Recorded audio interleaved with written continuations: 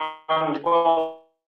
If we have efficiencies that we don't know about yet, or some other things, but have an open and frank conversation about what it's all about. But another 8,600 on top of the 9.25 plus we just spent.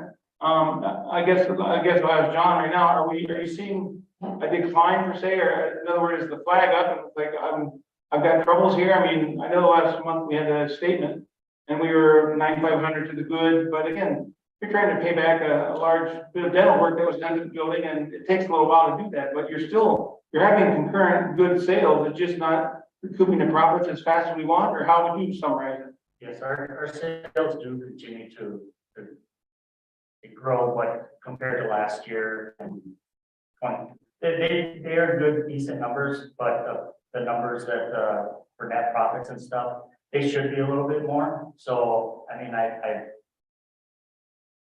I'm doing what I'm doing. If this helps, that is just an added, sort of or arrow in my quiver, then I'm okay with it, or I'm all for it. But yeah, I right now I'm at a loss for why our numbers are where they're at. So. Well, we did come out of a COVID year where people were consuming more and being home more, and there was, we also had employee costs. We've added some full-time employees, which we knew the ramification. We feel that squeeze a little bit, and we're feeling it probably in some of the numbers right now, in my opinion. I'm not a financial wizard or anything, but I have picked in you've made some changes to the good. Your marketing has stepped up somewhat. I guess I'd like to see a little more social, internet stuff like that out there, social marketing going on on a more consistent basis. And the mayor, brought the food trucks in instead of trying to bring an outside ancillary, event or activities to make it happen. Again, it's been cold weather too. I think winter is a little softer. Summertime is coming. People are going to be moving, fishing, hunting, camping, and heading north and whatnot. As far as our location, the traffic might have something to do with it. As far as our traffic, that's a dangerous area. It's no doubt that. I'm sure some people make a right when they should be making a left, or they decide I don't want in. I'm not going to go in because of just picking up on my fellow councilman for a meeting.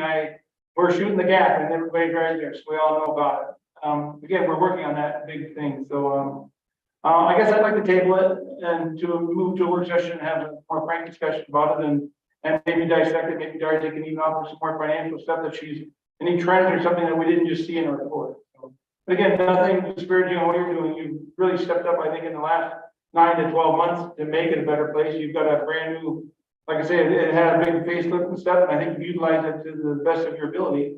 As long as we're leaning on our vendors hard enough, we're consuming their product, pushing it out there. As long as we're leaning and you're using all the tools in your toolbox, I don't know if the 8,600 works.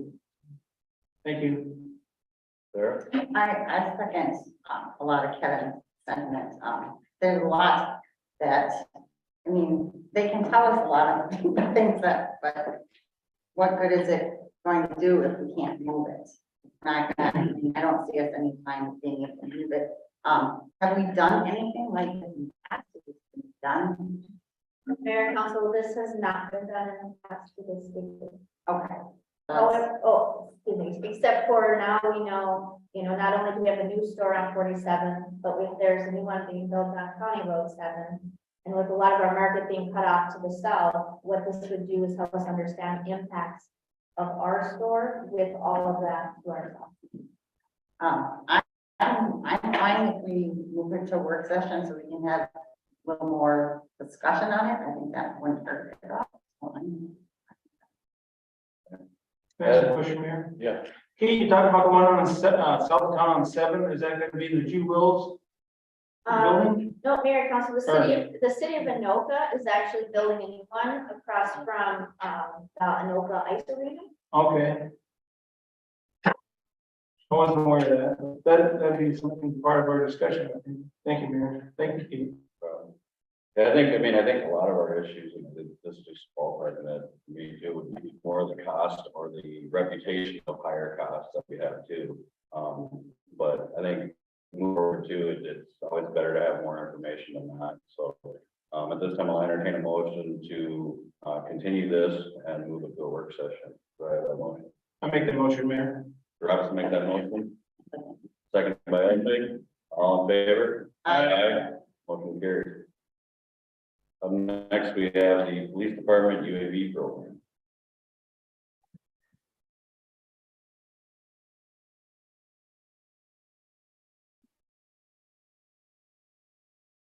Mayor and Council, on March 20th, I gave a brief overview of the police department implementing an unmanned aerial vehicle program or UAV program.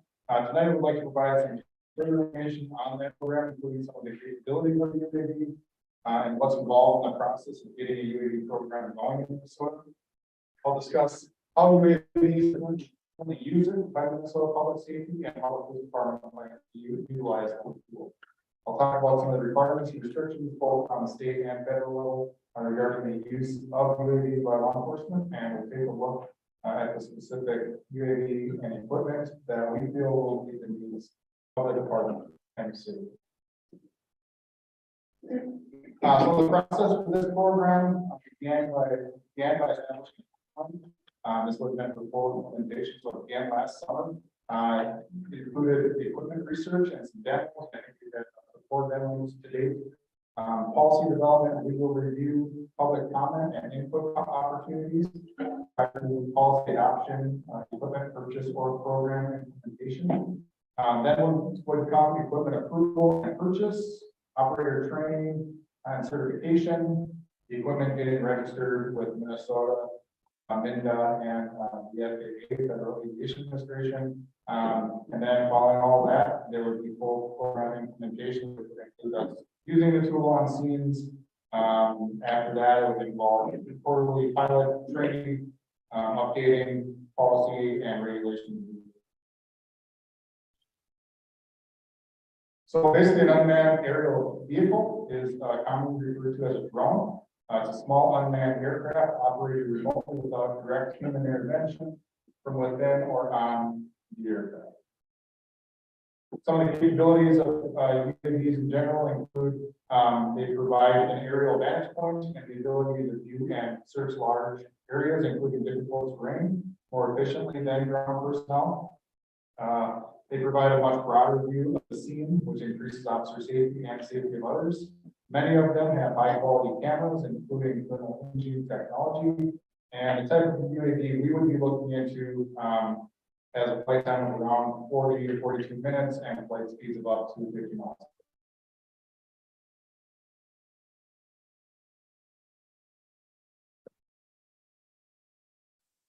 Minnesota Statute 626.19 again defines the UAV as an aircraft that is operated without the possibility of direct human intervention from within or on the aircraft. The statute also lays out and defines the authorized uses of a UAV by law enforcement without search warrant. There are several listed. I will highlight a few. One is during or in the aftermath of an emergency situation that involves the risk of death and bodily harm to a person over a public event where there is a heightened risk to the safety of the participants or bystanders, to prevent the loss of life and property in natural or man-made disasters and facilitate operational planning, rescue, and recovery operations in the aftermath of them disasters, to collect information from a public area if there is reasonable suspicion of activity, and for purposes unrelated to law enforcement and request the government entity providing that request. Beyond the authorized uses 1 through 9 mentioned, there are search warrant waiting needed for more intrusive search, such as searching for specific things on a property where there is an increased expectation of privacy. Statute also talks about the requirements of public comment being received prior to purchasing or using a UAV. And also the next slide, 626.9 continued. It also states that policy and procedures must be in place, and we need to accept public comment on that as well for the policy.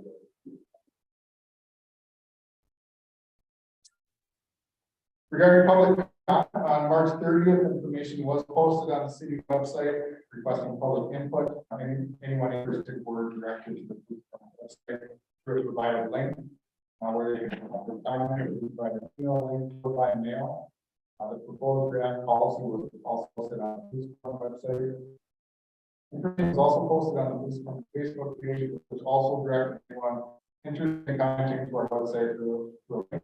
But Facebook being what it is, most people comment right on the page instead, which is totally fine. I still got to comment that way. And the public comment period did close on April 9th. Some of the comments received, both by email and on Facebook were supportive of the program here in St. Francis, and some, not supportive. Some of these were not supportive, included the funding of the program and the impact on taxes. Others were about privacy concerns and a piece of power. In a second, we'll get to how the UAV will be reached in St. Francis, but I just quickly wanted to explain the funding for the project. As mentioned at the meeting in March, this project will be primarily funded, 2/3 of it will be funded with Department forfeiture funds, with the remaining coming from existing police department capital funds. And we also don't anticipate raising any other operating costs or any increases to our operating budget, such as personnel or training costs. Everyone's voting.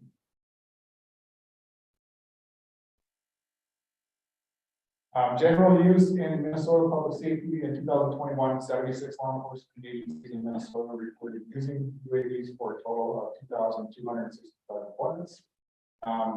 Over 1,000 of them were for training for public relations purposes. 512 deployments during or in the aftermath of a emergency situation. 280 to collect information for crash reconstruction, and 57 to collect information from a public area where there was suspicion of criminal activity. And there's some other deployments, reasons this is the way.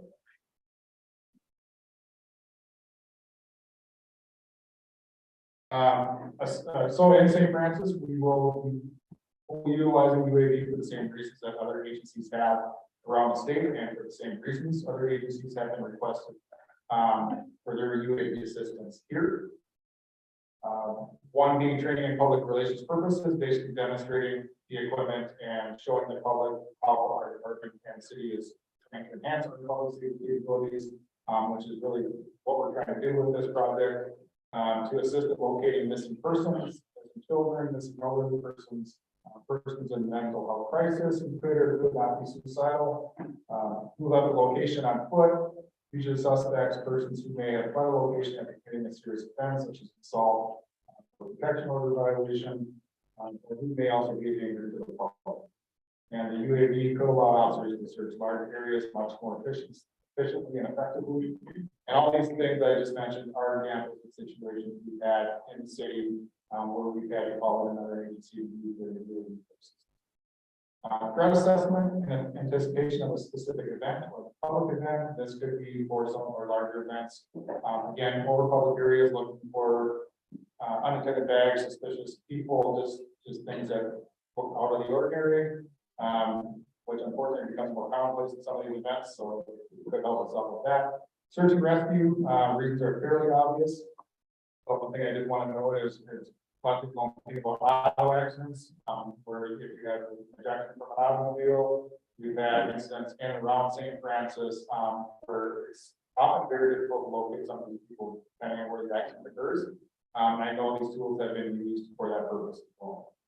Fire department operations as well, obvious reasons such as grass fires, brush fires, house fires, locating hot spots.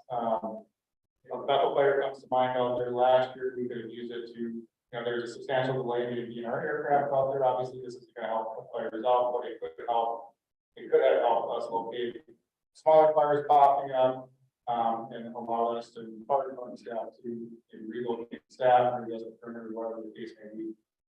It's a tool that we use multi-agency, and public works possibilities as well, which we will explore. More of a city-wide tool.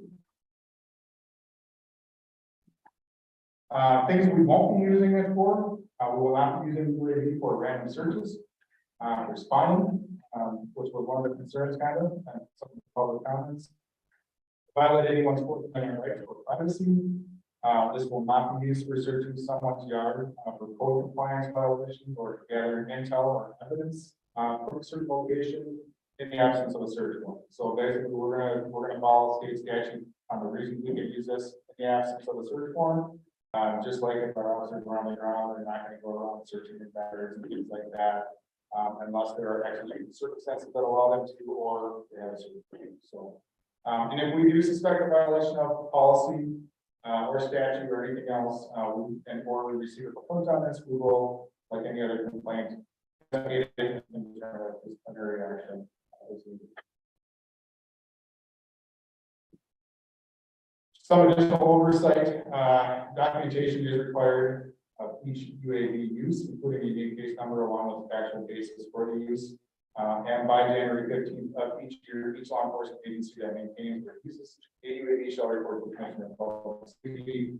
Things that need to be reported are the times it was actually used and deployed without search warrant, including the name, date of deployment, and the authorized use of the UAV, and then the cost of the agency's UAV program. Additional oversight is all assist requests to other agencies in the area would have to go through the supervisor for their approval. We do have Department Policy 606. And we're also regulated by Minnesota state statute and federal government, and we must register them both. And obviously the operators will receive their certifications and are required to review those certifications. That's part 107 of that area regulations. And some of those regulations include always avoiding manned aircraft, never operating in a careless or reckless manner, keeping the UAV within sight at all times, never flying over people unless it's people participating in the actual operations of the UAV, or if the people are located under a public structure or inside a stationary vehicle, so we can't be flying it over the football stadium during games and things like that. Can't operate a moving vehicle or aircraft. And we're basically only allowed to go up to about 400 feet above ground level or 400 feet above the structure. So, here on 400 feet. The DJI Matrix 3 is what we'll talk about now. This is the tool that we feel will fit the needs of the city. We've done a substantial amount of research in UAVs and law enforcement use of. This includes exploring different vendors and products, comparing capabilities between products and talking with the other departments for their experiences with their programs. After all of that research, it was clear to us, very clear actually, that the DJI brand was the brand we wanted to move forward with. It was the brand that was most highly spoken of by other agencies who have started with other types of UAVs, and they pretty much have all ended up with DJI, one of their various models. And there's a ton of different UAV types out there, with numerous capabilities, sizes, prices. Again, after comparing some of those UAVs, it's pretty clear that this is one that we felt was their needs. This is really a piece of equipment that you kind of get what you pay for. Especially in areas of reliability, durability, battery charging speed, which is rather important, obviously, when you're on a scene, camera quality, etc. Replacement and repair would be covered by 1-year warranty on this particular model. After that, it does have an existing equipment repair budget that we also don't plan to increase, and a capital budget that will cover replacement down the line. Just a few more notes about DJI. It's used by multiple agencies in Anoka County and state. They do have a superior camera system compared to the other models we looked at for the brands. And then just talks a little bit about flight time and speed and time. Charging time is very good for their batteries. They do have a dual operator option with 2 remotes, which allow basically one person to fly the aircraft, one person to work on a camera, or do some other operations. So it makes it a little simpler. And this is what would come in the package that we are exploring. Basically the case, the unit itself, 8 batteries, is for increased flying time on the field, and then it does come with 1 remote. We would get an additional remote with some batteries. So it's a total. Then just for kind of a comparison to another DJI model, this is obviously a more expensive unit. It's a larger unit. Some other agencies are running this, but again, we don't feel the need to go here. We feel that 32. So in conclusion, we've demonstrated the need for this UAV on several occasions where other agencies have responded to the city, so this tool has already been being used here. These situations have included, I've named a few of them, missing suicidal subjects, searching for related subjects, for vehicles or homes, which were committed serious offenses, felony offenses, protection order violations, etc. And assistance from other agencies can also be substantially delayed, and they may not have an operator on the control. Right now, at the department, we have 4 officers that are interested in getting certified, so the 4 operators on working different shifts, the chances of having an operator will be pretty good, depending on the agency. Well, the increased safety for officers and subjects, just kind of eliminates that surprise factor. It allows us to see in a little more detail, maybe if we're after somebody who's been serious offenses, see if they have weapons at a time, things like that. Give more precise locations to your own personnel.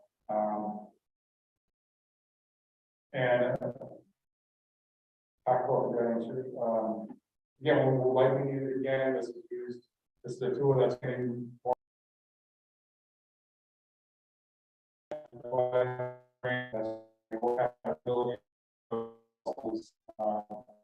So right now we have the proper staff, proper leadership in place, the proper officers that want to be operators. I think they're doing it for the right reasons. So I think we all have all that in place, and again, we have laws, policies, and procedures that will be followed. They're not. Just like to end real quick, just by saying that there's really no guidelines out there as far as what the ideal size city population count is, crime statistics, whatever you want to come up with, to know when is the right time for UAV. But I will say that even if it helps us one more time to find a person, to find a child, to hold somebody accountable for a serious crime they just committed, I would say it's worth it. And again, the funding is there, and we feel pretty strongly about time if we're going to do it now the time.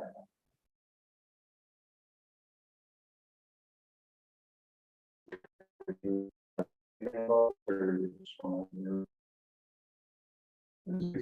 an excellent tool that not only can be used for public safety, but public works, if you need to, for some kind of issue at the water tower, or for anything, you get it right, and we can help them all with that. So, it's good to help Dave with fires, that big grass fire battle, huge wire set, we're going to get to that.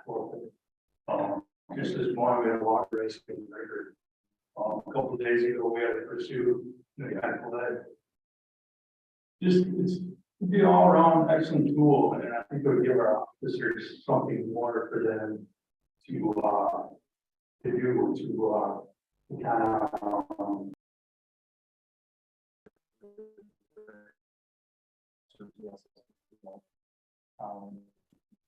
I'm not sure, do we open up a public comment first on this, or can we get questions?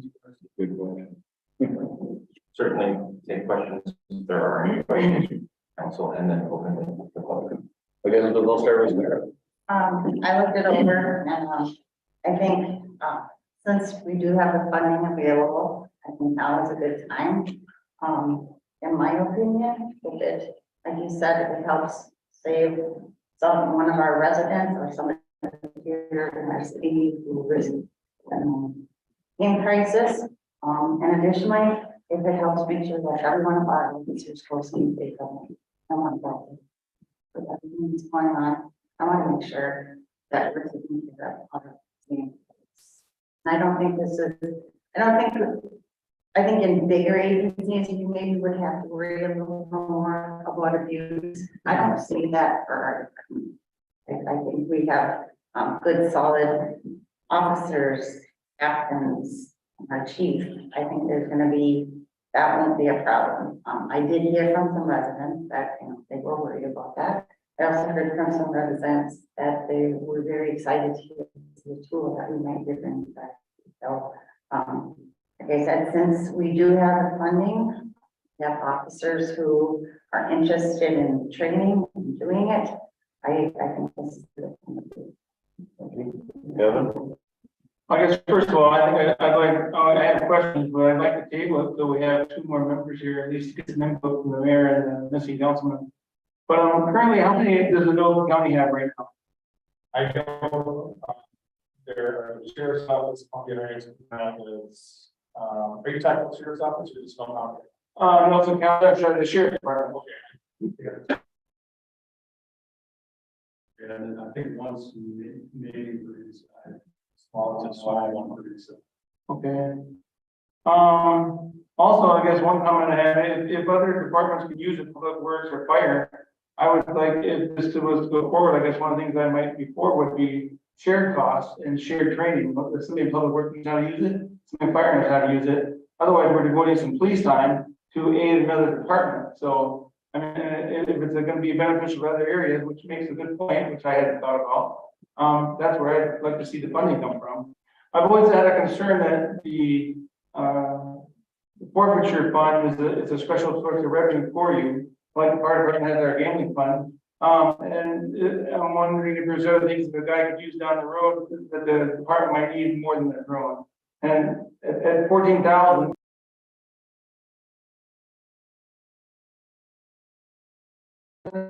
Before you miss up, we have to get back and then click the batteries. Okay.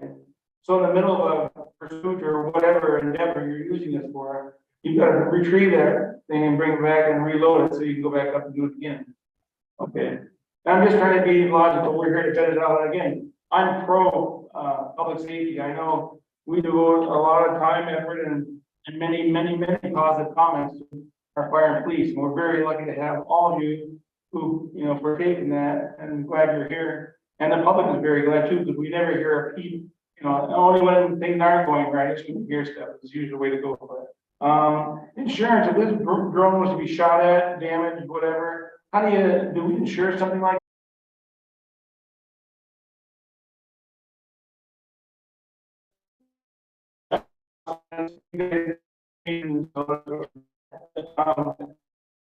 On insurance, and I would have to look, but there is a thing for property under a certain amount. Mobile property under a certain amount. Okay, well, that's something to think about. Also down the road, there's a bomb robot or a SWAT training or SWAT gear or something else we need down the road. We've had long discussions about fencing and stuff for the public as a whole, or public buildings as a whole. There's other things that, I just hate to see you put all your eggs in one basket. I heard last week that St. Paul just now put it out for public comment for them to have one. Ramsey County probably has several, as in the larger, not as large as Anoka County, but St. Paul, the city of St. Paul, again, I knew you were comparing the population or density and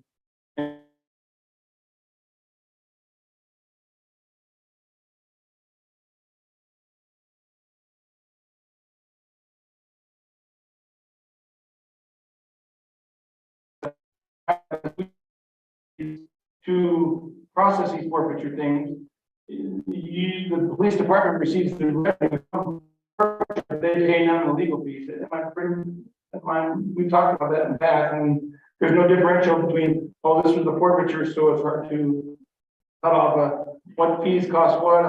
I mean, if you get $5,000, it costs us $1,800 to get it, the legal fees. You don't pay any $1,800, you get the full benefit of the forfeiture, which is, you know, by statute, you're allowed to do that, and that's cool. Like I said, it's a unique source of revenue, but that's, again, I hate to see you just put all your eggs in one basket all of a sudden. Again, I'm pro public safety all the way, always have been, ever since I've sat in this chair. But I would like to also hear what the other two council members have to say about it as well, so. But I appreciate the presentation. I'm willing to consider maybe the shared situation down the road. If the departments want to dip into their kitties as well, if they think they can.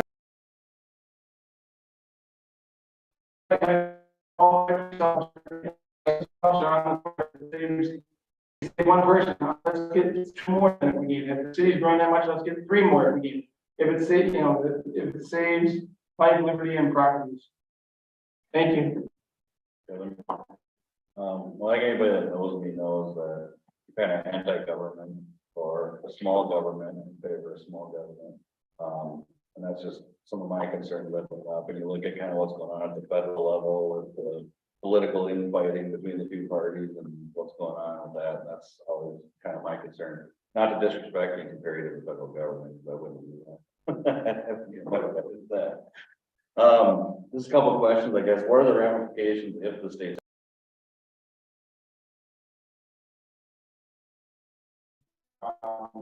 Things of that nature, so it would kind of out, but there could be criminal penalties. Which would lead to further, obviously, internal, ramifications and things like that, and all ramifications. Okay. And then, let's say if you're flying the drone looking for a person and you happen to see something, which you kind of touched on this, and I wouldn't think you could do it. I don't know how it works. Like, you know, if something's in plain sight, but you don't have a warrant that initiates the ability for you guys to investigate further if you see something illegal or whatever laying out in plain sight. So if you're flying over, say, you know, you have to fly over a yard when you're looking for somebody or whatever, if you see something that is concerning, does that then trigger, or would that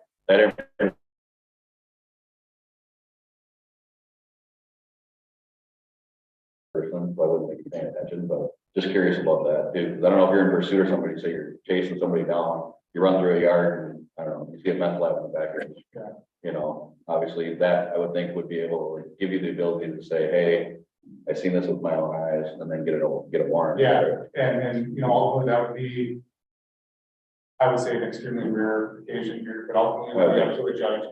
You know, if we felt, you know, it kind of goes, gets a little deeper, we talk about privilege and obviously concerns, you know, parking over the fields and things like that, but that's all pertinent to officers on the ground. So we talk about drone in the air, statute is not nearly, and there's not nearly as much case law out there indicating, you know, Supreme Court decisions and things like that, what some of them decisions can be. So, but I would say, I think the possibility, I guess, would be there. You know, again, that's why our policy does indicate that, you know, you're to make all efforts not to intentionally record places where there would be an expectation of privacy, things like that.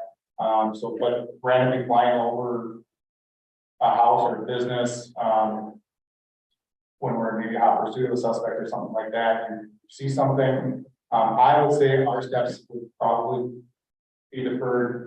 Nothing immediate at that point, unless it was an exigent circumstance or somebody with, you know, armed lawyering, something like that. But if it was a meth lab, I would probably defer that to an investigation and we would have a discussion.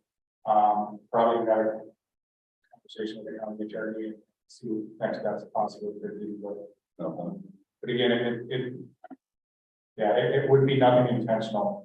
We would not be searching yards intentional other than, you know, a pilot, if they're focusing on a suspect that's fleeing or something like that, and it leads them to an address, from there they would direct the ground personnel to that location, and they would basically take over from there, and then figure out, you know, do we meet the exigent circumstance criteria to enter this backyard or whatever it may be without a warrant, or do we knock on the door, do we knock and talk, what steps do we take, but it would be deferred to the ground personnel, where again, there's a lot more case law, a lot more decisions out there as far as what we can. Go ahead. How would that differ? Because obviously I've seen police following through people's yards. They might see the same thing. How would that? I mean, I think the difference is because it's a fairly new concept. And again, there's a lot of, you know, hundreds of years of police work on the ground, a lot of it's Supreme Court decisions, and we're pretty much driven by case.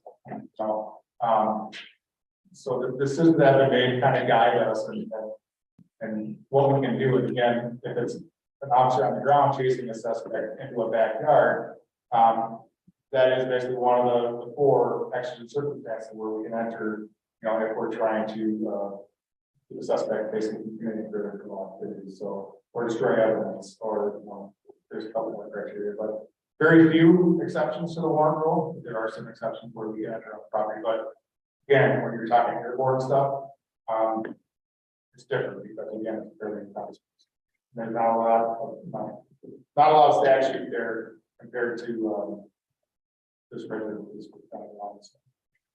Okay. Yeah. Anything else? No, sir. And my last question would be just is there any ramifications if we do continue this to another meeting where there is more members, or is there any more information that we can get? I think, I had an email conversation with you, and I think I'm on the fence with it originally, I don't question the integrity of our police force, or you as our chief. I do appreciate that we do have you as our chief, and I've said that many times. I think it's just my general small government mentality, that kind of leads me towards questions of anything like this too, so. And I have a good point you made as far as that you do have a lot of tools already that could be abused, that I haven't heard of being used, which shows the integrity of the entire force too, so I do appreciate that.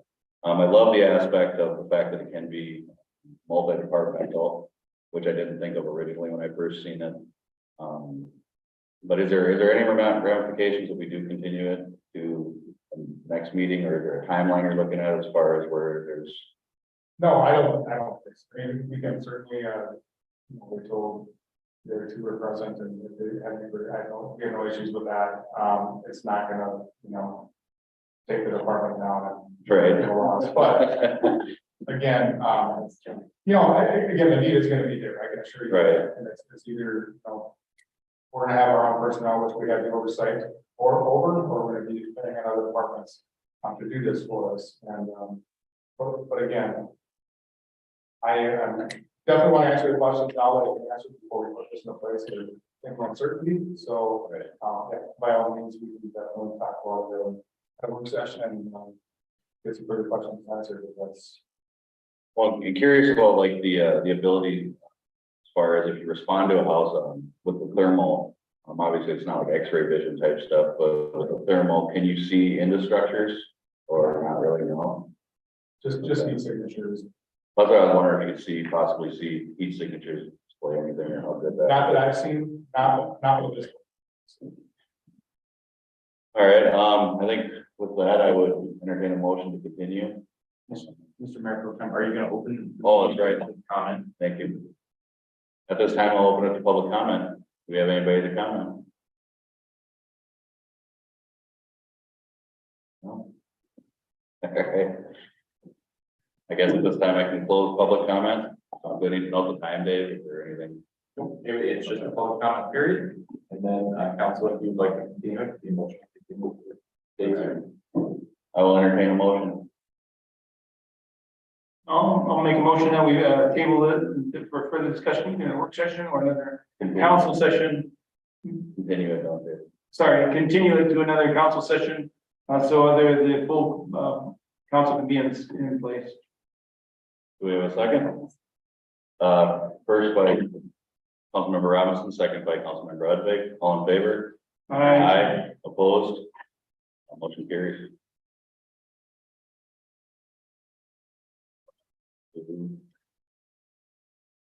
Police Department first quarter report. Mayor Council, before you, the first quarter report from the police department. As you know, we began the year by adding 2 new officers to the department. Officer Jane Volpe and Riley Struckman appear to be doing well in their training, and we hope to have them both through field training by early summer. This also brings the department to full staff, on which we haven't been since the summer of 2021.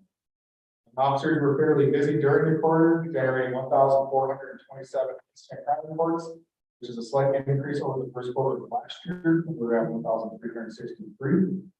This included 79 part 1 and 2 offenses, 869 part 3, 4, and 5 offenses, and 479 traffic stops.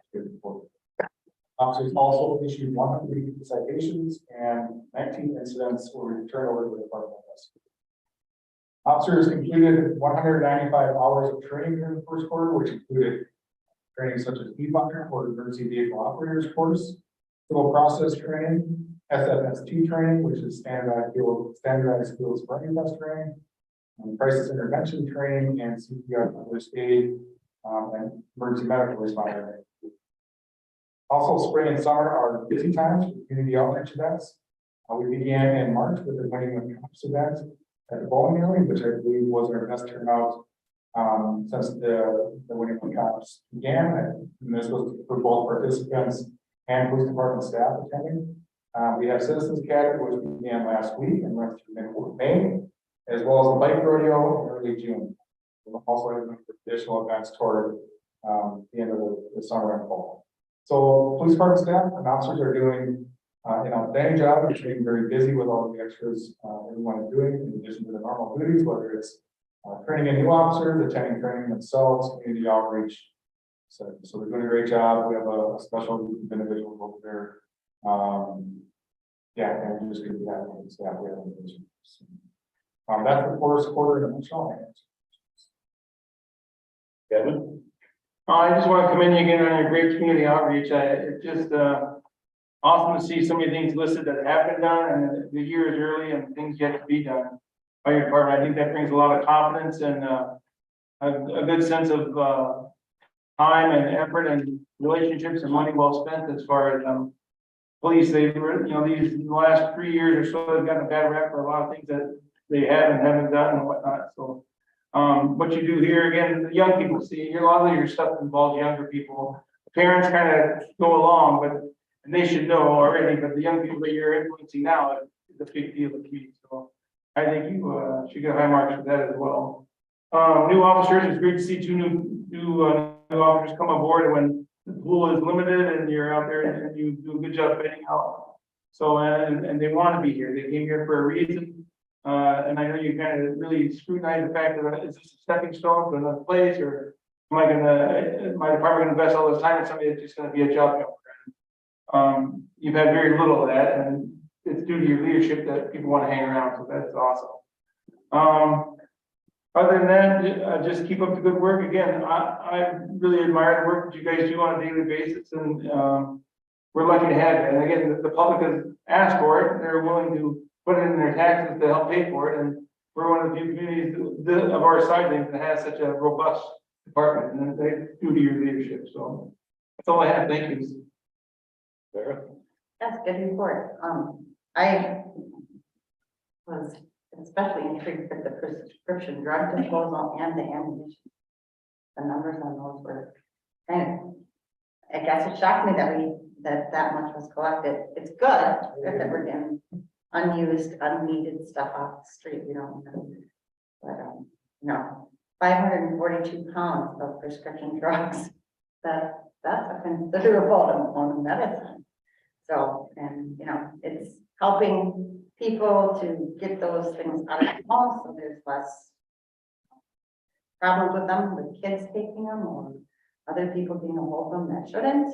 So I want to commend your office for working on that again too. And just overall, your department does an excellent job. I have seen several of our officers involved. They're always very willing to engage with the public, whether it's a little kid running up just wanting to meet a police officer or a citizen who is having some sort of an issue and needs help. And I think it makes a huge difference that we are a smaller community and that so many of our officers do show up to our community events. That speaks volumes. So, great work. Thanks, Sarah. Good report as usual, Todd. Thank you, the department, for all you guys do. Just curious, how many participants do we have this year for the academy? Up to 13. Nice. That's pretty good. I don't really have any questions. Again, just thank you guys for everything you do, your community outreach. I'm glad to hear that there is 13 people. That's, I think, more than was in the class that I was in any even last year. So that's cool to see. So thank you for that. And with that, we'll move on. Can I ask one question here? But Just to follow up, SRO, is there any more discussion with the new superintendent? I know we talked about it maybe several meetings ago. I know they have some labor discussions going on as far as some of the other employees and needs and whatnot. But further down the road, when can you give us any progress report or lack of progress? Not much. So we met, discussed the topic, met for a good amount of time, and Superintendent definitely feels, I feel he's in favor of putting an SRO back in hospital. He's gonna have discussions, the financial planning discussions with the board, and then follow up with me after that. So, a bit of a hurry for this next school year, I think is pretty soon. But, you know, we're going to focus on the 24-25 school year, and do it right. That's probably more than reasonable this next school year. But the discussions have started, which is a good thing. So yeah, the ball's kind of in third quarter right now. Just kind of waiting for some follow up after discussion with the board and their financial plans. I kind of put the cart before the horse. I should have asked, how was last fall and then this spring? As we anticipated a year ago with the SRO being eliminated, your call volume, how much time has it taken, and more or less than expected? What were your expectations, and higher, lower? You know, it's probably what we expected. I think, I'm trying to think back to the annual report. I think it was for last school year, I believe it was 260 some incidents we reported to at the schools. So it's a pretty substantial amount. You know, and the other side of that is each call at the school, I would say 70–80% of them take a good amount of time, because often there's parents involved and there's more steps that need to be taken. So there's a lot of time and effort involved, especially if we're talking criminal violation. But even, you know, some of the counseling that, you know, that we're asked to do, we're not nearly as interactive, unfortunately, as we were in the building, so we don't participate in a lot of the one-on-one stuff with students that we could be. But you know, when the officers are called, respond to calls, they do spend a fair amount of time, they do their best. The other part, well, mentoring with them on monthly basis, but yeah, so it's been busy, and it's not showing any signs of slowing up this year. I'd be kind of curious to see what the total calls are this school year compared to last school year. So, but they're busy, especially the junior high school.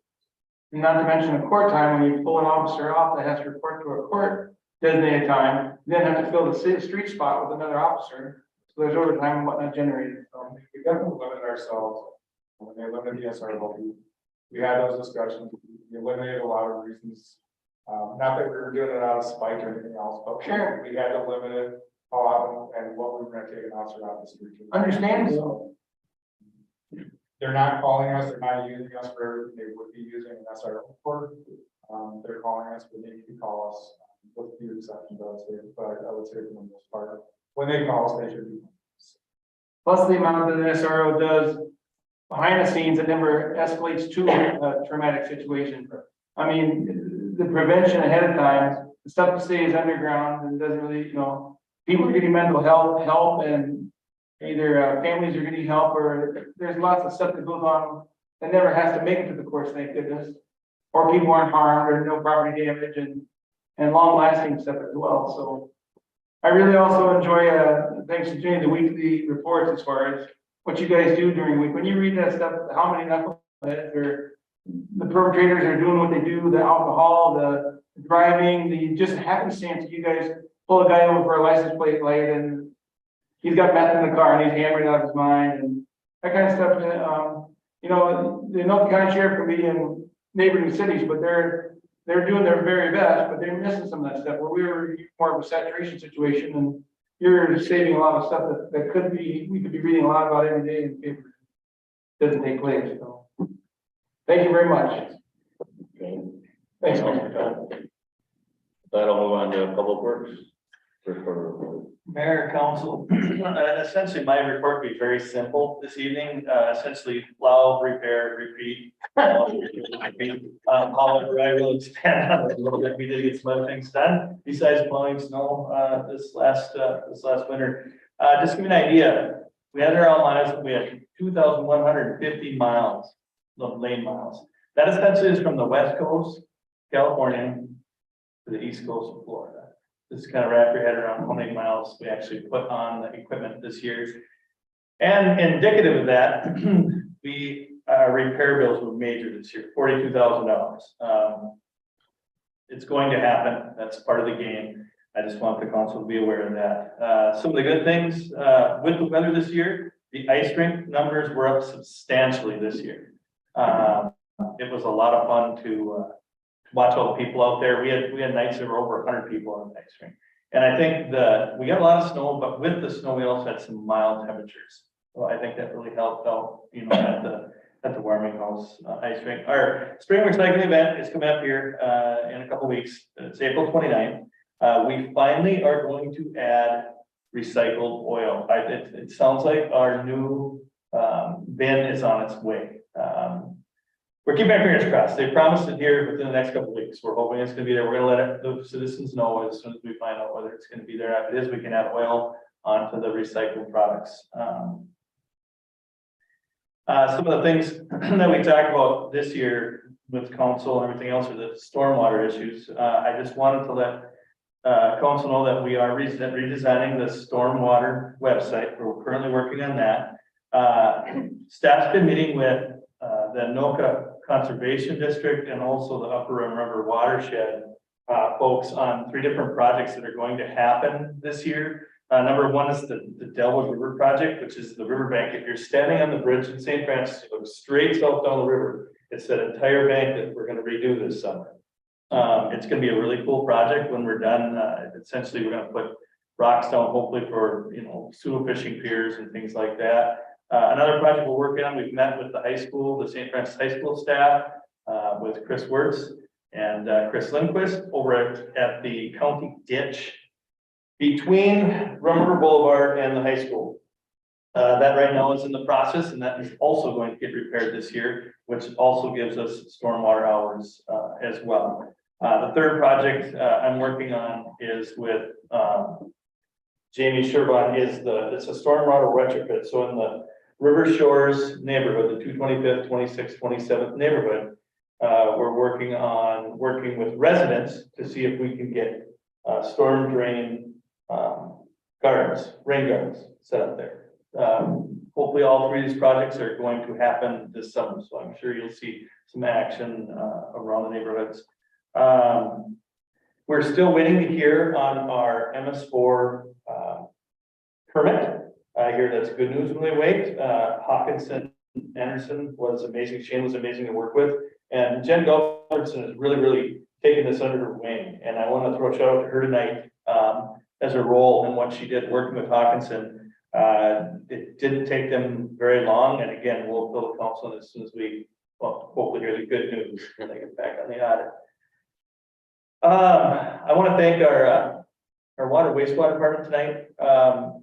Without those guys, the plowing part of this, they plow our cul-de-sacs. They do, Parrish, he runs our wheel, or he's incredible, one of the best operators we have along the roads. But our gentlemen, they clear out. I think we got a total somewhere around plowing around 500 fire hydrants this year. It may not sound like a lot, but it's a lot of work. And these guys take it every time we're done plowing. They head out and they start clearing fire hydrants up. It's just automatic. It's fun. It's a well machine. It's a lot of fun to watch these guys do this. Even this year, we allowed some vacations. It went very well. I don't think we missed a beat. They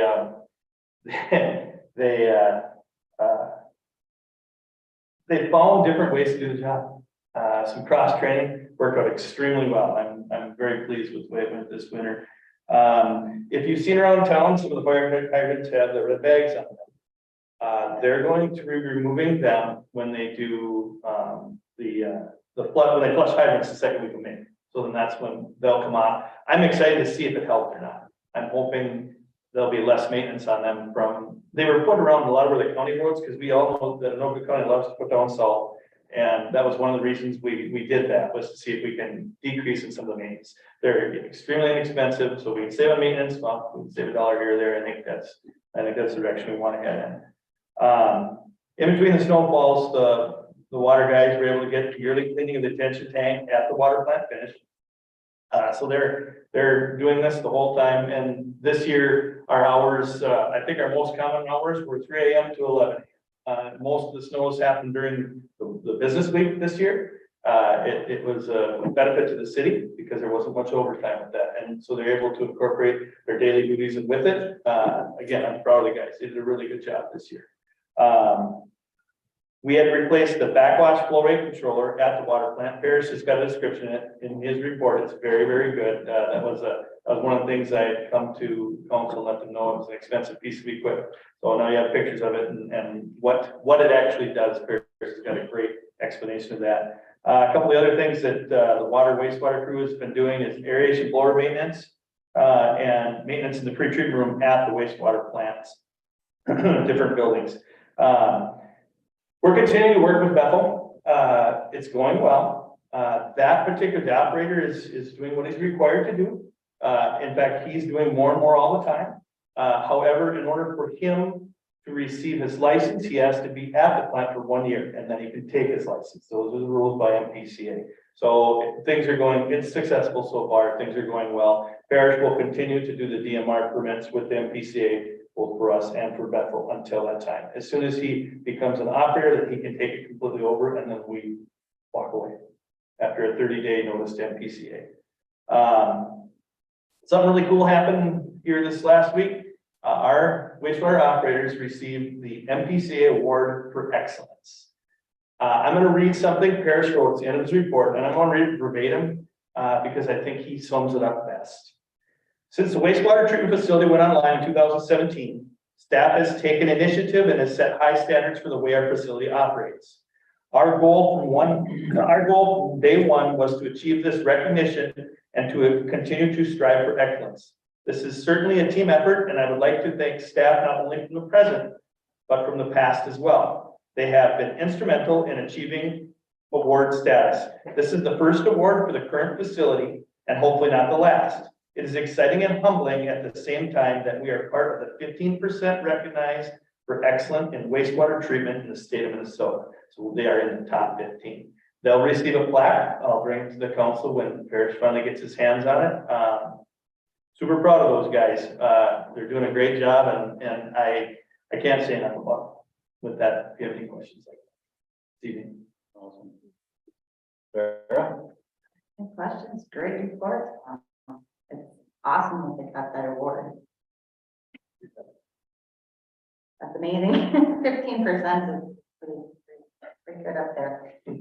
So, as far as the plowing, yeah, you guys, they did just a phenomenal job keeping up on that. And moving the snow as quickly and as efficiently and effectively as possible. When you have so much snow, it gets hard to find spots to put it. So I know they had to get a little creative sometimes and make things work. So I appreciate that. So just tell them to, take a break and get ready for the mowing. I'll let them know. Kevin? It's pretty cool that you received your reward for what they've been, doing so far. And they are loyal and dedicated, especially Jeremy and Parrish. The enthusiasm that they show on a daily basis, and it is sincere. They're not just putting on a face. They really enjoy what they do, and you can tell just by talking to them. And again, when they've been to work sessions and whatnot, I've seen them during the day too. I'm sure their job isn't easy, but they make it look pretty easy, and they're pretty enthusiastic about what they do. So that's pretty cool. It's good to hear the ice rink attendance. You had an elongated winter, so that's kind of cool too, that it got used more and means people got out and whatnot. 2,150 miles, that's pretty, you quantify it in that regard. People don't think about what we're doing, and then you see some of the repairs. But if you're gonna put it on the road, something's gonna happen sooner or later. And there's different things out there, whether it be a mailbox or this or that, or a pothole, or, stuff happens, so. And then the Bethel, I didn't realize the Bethel, assistant was taking a amount of time, but we're being compensated for that, and We are. In fact, Parrish works with Darcy. It's a learning experience at the same time. I'm actually glad we're doing it. It gives the lower qualified operators an idea of, it gives them a greater scope of their job. So not only are they running a Class A plant, they're also working with pondings, a pond system. And they may never work on a ponding system again, but because you know one, it helps you know the other one better. Does that make sense? So, Well, he's got a good teacher, and again, you get some of the stuff in a regular community college will cost a lot more than what they're paying us to do, so it's nice that we're doing, again, neighbors should help neighbors. Just as we are with their fire department situation, you know, going across the border should be pretty easy if somebody needs a helping hand and whatnot. Otherwise, extend the gratitude to your troops over there, and you're doing an awesome job, and we appreciate it. Thank you. I'd agree with that. I think, it's awesome to hear they got their award. It's unexpected, not that they're not bad, not good at their job. I think that's awesome. I think, working with Bethel too helps us in other departments as well and creating that neighborly feel, which is good, which I hope we have in the future with other cities as well around here coming forward. So thank you for all you do, and great report as usual. With that, I guess we will move on to economic development. Yeah, Mayor and Council, tonight I'm going to present on the first quarter report for the Community Development Department. So the first section of the report touches on some economic development strategies that we have done in the first quarter. And I wanted to highlight the main one that I added into economic development for this report of staff planning the farmers market for this summer. So events can be seen as economic development strategies. They bring more people into the community and also help to support, hopefully, local entrepreneurs too within St. Francis. As you know, we have a lot of people who are getting started with different businesses in their homes, and so to bring those out into the public in that setting, I think is a pretty good opportunity. So far, we only have 2 vendors who have confirmed and submitted their applications at this point in time. So if you know of any people who are interested in participating in the market, please send them my way. We've emailed and been in communication with upwards of 45 vendors. So we have a lot of feelers out there that we've been working on this first quarter with a lot of help from Lisa and Jody too. So I'm very grateful to them for their help putting that together. And also Tom from the Public Works team has been helpful as well. So, and then some highlights within land use development. So in putting together this quarter's report, I took a closer look into some of our vacant lots and buildable lots that we have here in the city, and separated them out into, so what does the 72 platted lots actually mean for how many can be built? And basically it separates out into 22 of them. We have likely suspicion will be built here soon. You know, they're owned by an owner, they're in a development. River's Edge and the Turtle development are those 21 lots within the sewer and water district. But then, so that really only leaves 30 on top of that that are ready to build platted lots that aren't under the ownership of an owner, that kind of thing. But none of those are listed as for sale at this point in time either. So this analysis came about in part because we had a builder come into the city and they were like, where could I find a lot to build? Well, it's kind of a hard task. So that leads into sort of the importance for some of these other land use developments and residential developments that are under discussion right now to help move those forward to increase the buildable lots within our community and expand our community and help it grow to be able to fund future services for the city too. So in those residential developments, that is the Bluffs of Rum River. So that's the biggest one that's happening right now.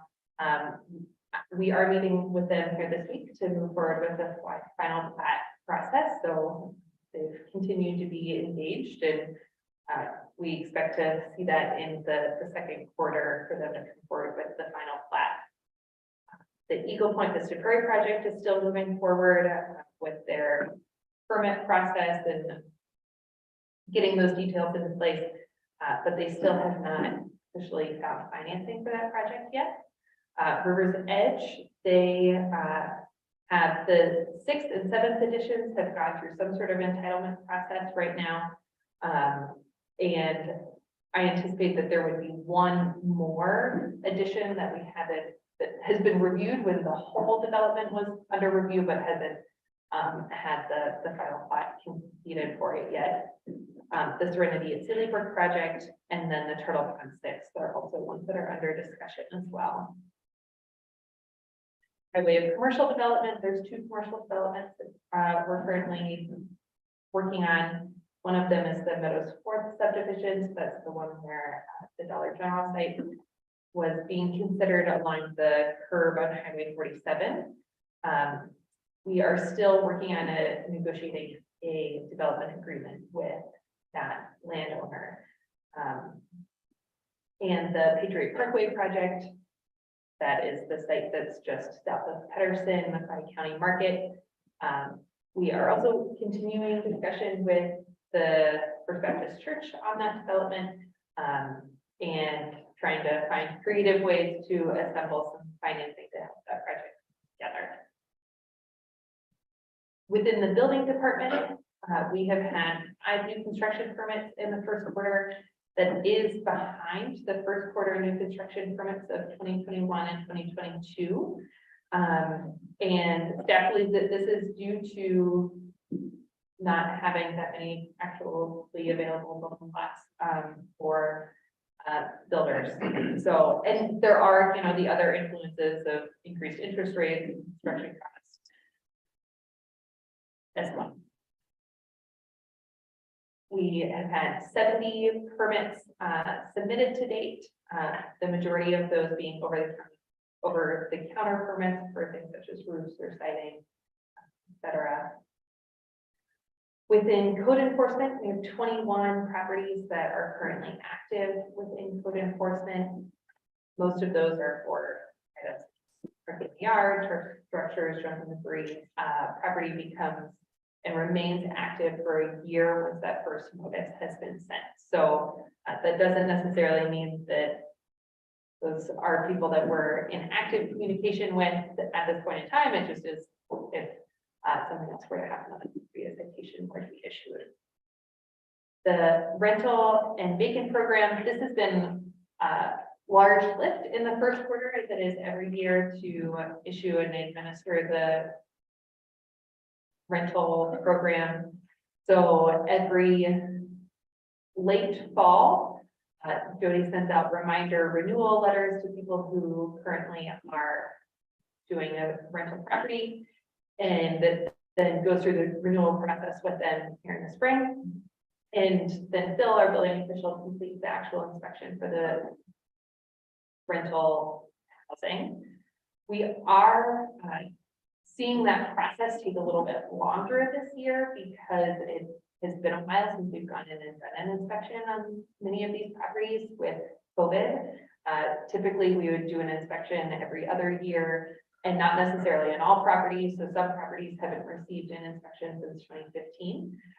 And so it's been kind of a process going back through and making sure that those housing units are up to life and safety standards for the residents that are living in them. And we do have 3 vacant buildings that are currently on record with the city. The most notable of these is the Rum River Inn. Our planning commission did meet twice in the first quarter, in January and February. Pretty much everything that was discussed in those meetings then came over to the city council, other than the planning commission training. Staff has also continued to work on administrative related projects during the winter. This can be a slower time for the community development department, since the building permits are a little bit slower during the winter months. And that has timed out quite well for preparing some of the documentation that's necessary for our BSNA transition that's going to happen here this fall. So we have a big deadline to get the material submitted for that by this Thursday. I believe we are on track to do that, so that'll be good. And with that, I am happy to answer any questions that you may have. Kevin? Very thorough report, Colette, thank you. Curious, do you ever take a peek at houses that are currently for sale or recent closings of houses that have sold? Does that factor into when, as you're looking around and you inform us about when lots available? I can give you an example, two more that I know are personal owned, I don't own them, someone else owns them, but two, one is 1.7 and one probably about the same. For those will be coming up, but do you look at houses that are sold, or do you monitor the transition of, again, like our liquor store, why are people coming and going, ebb and flow? So I do every so often look at what the listings are like here in St. Francis, and receive the monthly reports from the St. Paul Liquor Association, I think, that tracks how many closings have happened within the community and what our sale price is like here in St. Francis. And generally, our sales seem to be comparable to surrounding communities in terms of how long they're on the market, and how much our listing price is increasing for. And I'll say I haven't necessarily looked too closely into total sales because the denominator of those can be a little bit confusing to then try and look at when comparing to other communities, but the other metrics seem to be comparable. Okay. Do you have the, you said you had two people that have signed up for the farmer's market. Of the other 45 you've had correspondence, do you feel good about any of the other ones? Or we'll have to go maybe word of mouth and we'll pick up some steam as it gets maybe week by week goes by? Or? Yeah, I'd say there's 3 more that I feel reasonably confident will come forward here with an application within the next couple of weeks. And with that, I think it'll be a pretty good market, you know, having 5 different vendors there that would be there every week is enough to make it a nice space, and then people come and go throughout the season too. It has, I think one of the larger challenges with having vendors register has been implementing the requirement for having general liability insurance. Other markets do require that they cover, that they have general liability insurance, but don't necessarily require proof of it. And so that's, I think it's a good business practice for anyone who is a vendor that would be selling a product to have insurance that covers that product. And so I think that is a good choice for us as a city and for the vendors themselves to kind of carry that insurance, but it is being a little of a tough hurdle. Okay. And then one last thing, do you see any benefit of, in your position, be going out and talking to the existing people in commercial businesses here in town? They have employees, they have maybe means of expansions or ideas of expansion. Have you gone out and immersed yourself at all in the few businesses that are here already? And because there might be murmurings underneath that they, you know, I think people would think that if you're in City Hall, you don't talk, you know, there's no exchange per se. We talk about neighbors over borders, but people within inside the walls of City Hall compared to outside City Hall. We're a small community, pretty close knit.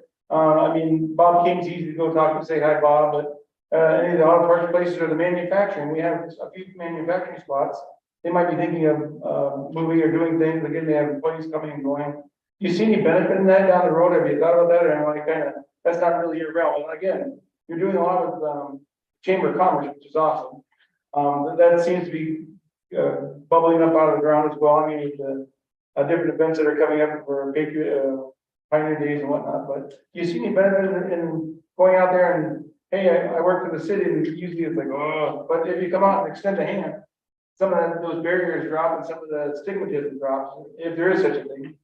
Yeah, absolutely. And that is a great question. There are lots of cities that do have what you're describing as a business retention and expansion program. And I know I'm time spent on it, but just Yes, and it is something that I would like to do, and had as, I would say, an initial goal within the role.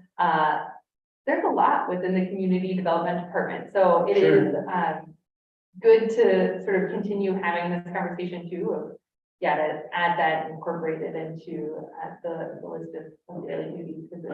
Well, your personality will add to it. I mean, you're pretty bubbly and effervescent to get out there. But again, I still think that sometimes people don't approach the city only if they have to. They're only asking for money. Well, there's more to the city than just that. I mean, we all have jobs to do, but it was just a thought, so.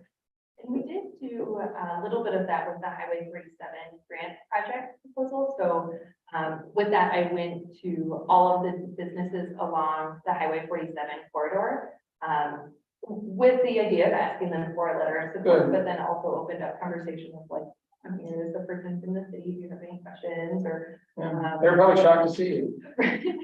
But those were very encouraging conversations with the Highway 47 project.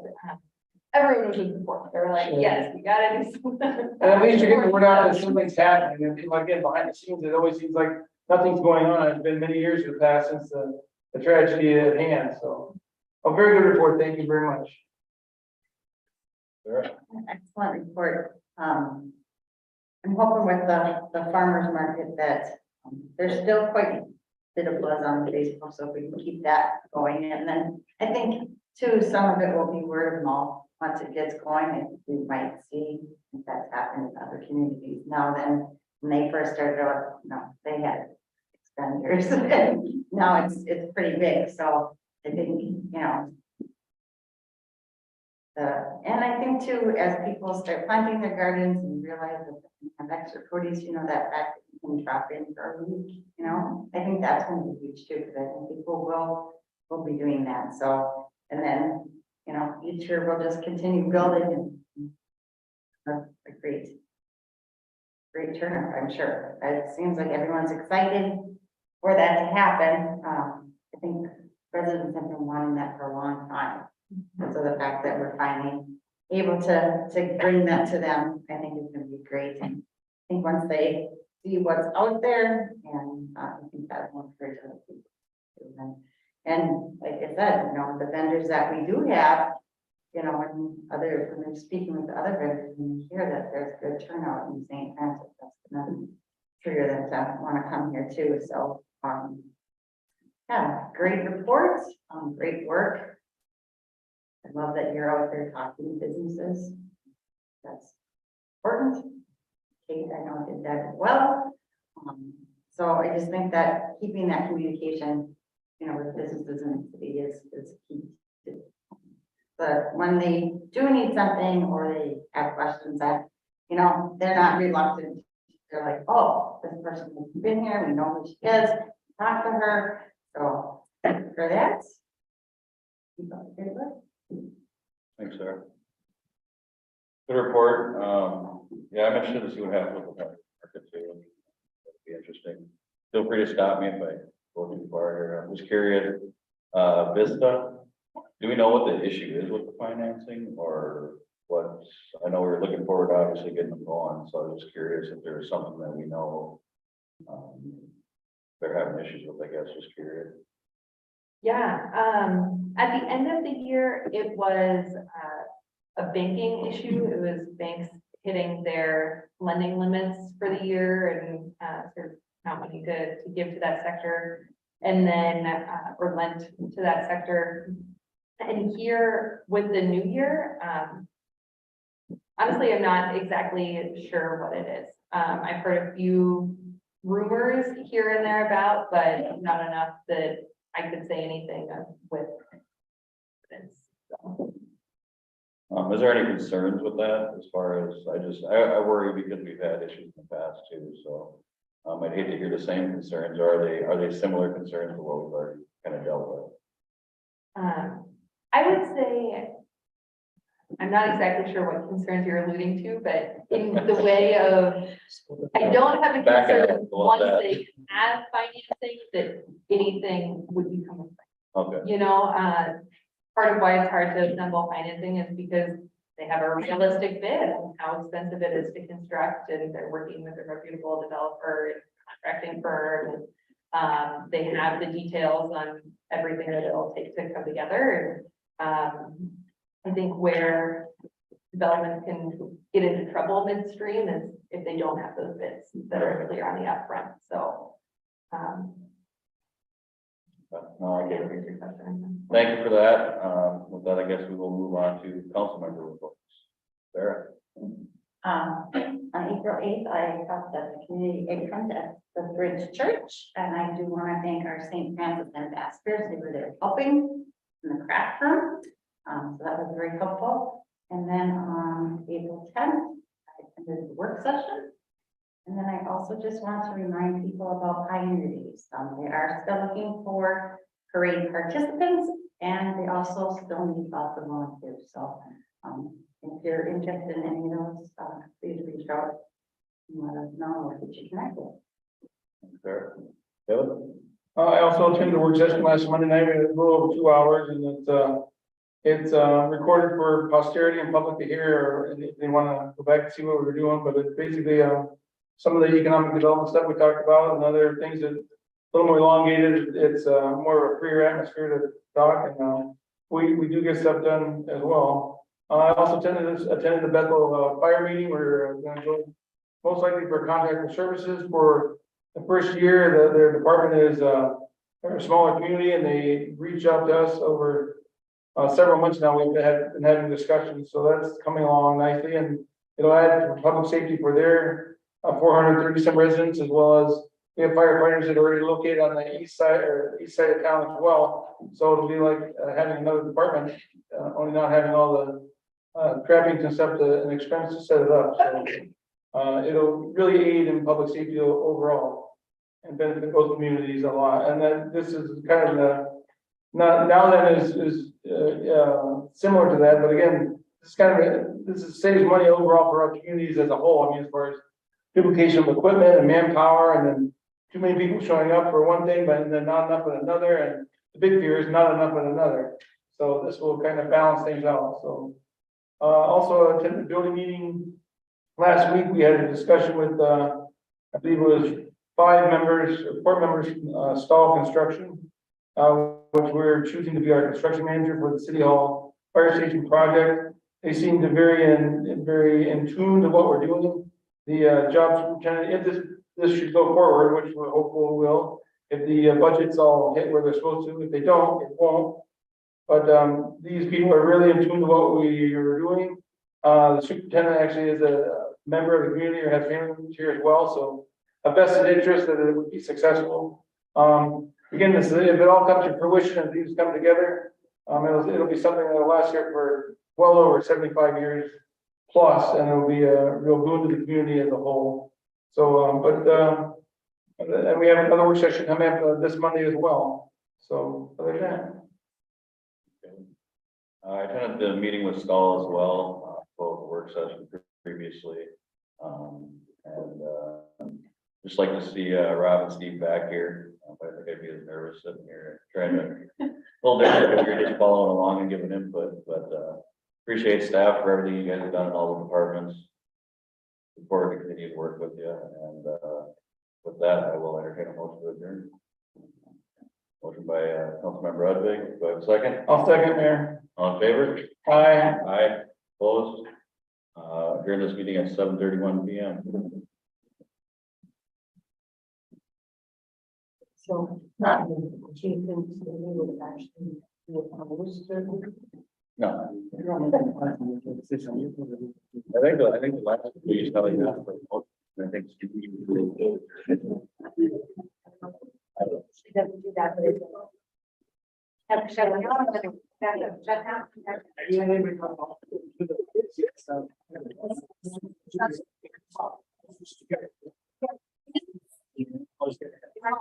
You're going to speak up there. Well, You're welcome.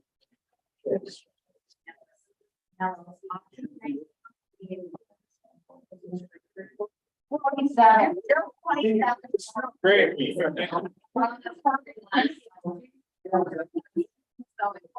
Thanks. It does, yeah. So, yeah, he should do. So